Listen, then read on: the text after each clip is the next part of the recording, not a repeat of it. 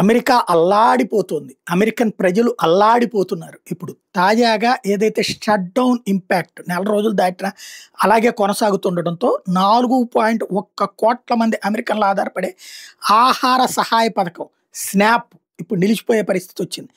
ఏంటంటే అక్కడ తిండి లేనటువంటి వాళ్ళకి తిండి ఫ్రీగా ఇస్తది గవర్నమెంట్. అవి ఇప్పుడు నిలిచిపోయే పరిస్థితి ఉంది. ఆటిటికి కూడా డబ్బులు లేవు.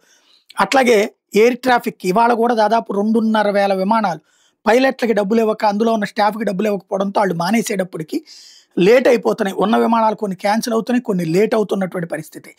అలాగే 7.3 లక్షల మంది ఫెడరల్ ఉద్యోగులు వేతనం లేకుండానే పనిచేస్తున్నారు. రేపు సెట్ అయ్యాక మళ్ళీ డబ్బులొస్తాయిలే అన్న ధైర్యంతో. బట్ వాళ్ళు అప్పుల పాలవుతున్నారు. క్రెడిట్ కార్డులు, డెబిట్ కార్డులు అప్పుల పాలవుతున్నారు. మరో 6.7 లక్షల మందిని టెంపరరీ అంటే ఔట్‌సోర్సింగ్ వాళ్ళని తీసేశారు. వాళ్ళు సాంతం నడి రోడ్డు మీద పడ్డారు. 4,000 మందేమో సాంతం ఉద్యోగాలు కోల్పోతున్నారు. ప్రస్తుత ఆర్థిక ఉత్పత్తిలో $7 బిలియన్ నష్టం వాటిల్లిందని ఇప్పటికే అంచనా వేశారు.